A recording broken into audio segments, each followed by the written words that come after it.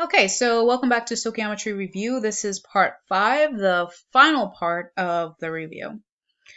So what we've done so far is just learned the basics of stoichiometry, and we reviewed what stoichiometry is. We reviewed the key steps and did a couple of practice problems.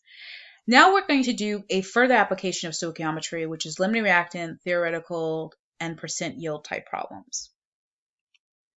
So example C in your packet is an example of a theoretical limiting reactant and percent yield type problem. Take a moment to read this problem.